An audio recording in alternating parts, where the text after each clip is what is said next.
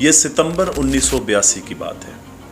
لبنان کے دارالحکومت بیروت میں صبرا اور شتیلا کے نام سے فلسطینیوں کے لیے مہاجرین کیمپ بنائے گئے تھے۔ ان مہاجرین کیمپ میں فلسطینی بے بسی کی زندگی گزارنے پر مجبور تھے۔ آج کے رفح اور فلسطین کے حالات کو دیکھ کر، یہاں کے مناظر کو دیکھ کر آپ بخوبی اندازہ کر سکتے ہیں کہ وہاں کی زندگی کس قدر کٹھن ہوئی ہوگی۔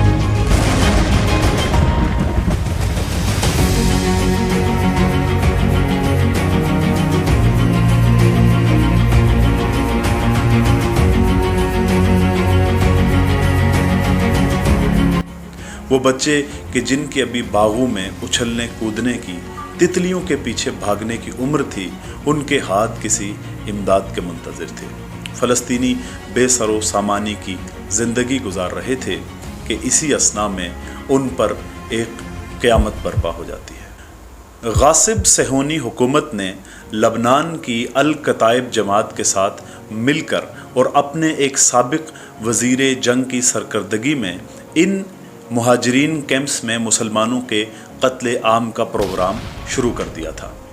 3 روز میں ان مہاجرین کیمپ میں 3500 سے زائد مسلمانوں کا قتل عام کیا گیا تھا۔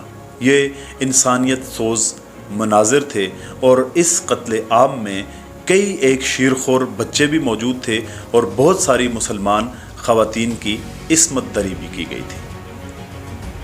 یہ وہی عرصہ تھا کہ جب پاکستان میں جنرل ضیاء الحق کی آمریت تھی اور ان کی آمریت سے تنگ آ کر پاکستان کے نامور شاعر فیض احمد فیض بیروت میں مقیم تھے۔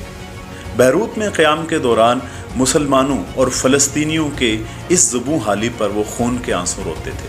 ان سے جو بن پاتا وہ وہاں کرتے تھے، اور انہی حالات میں فیض احمد فیض نے فلسطینیوں کے لیے 2 شہرا آفاق نظمیں لکھی تھیں۔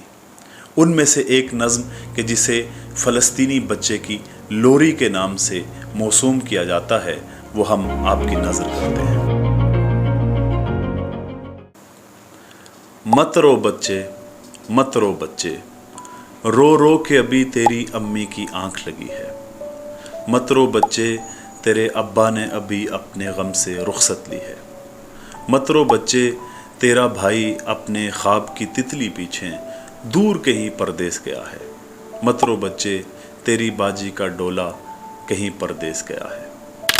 مت رو بچے، تیرے آنگن میں مردہ سورج نہلا کے گئے ہیں، چندرما دفنا کے گئے ہیں۔ مت رو بچے، امی ابا باجی بھائی چاند اور سورج، تو گر روئے گا اور بھی تجھ کو رلوائیں گے، تو مسکائے گا تو شاید سارے ایک دن بیس بدل کر تجھ سے کھیلنے لوٹ آئیں گے، سارے ایک دن بیس بدل کر تجھ سے کھیلنے لوٹ آئیں گے۔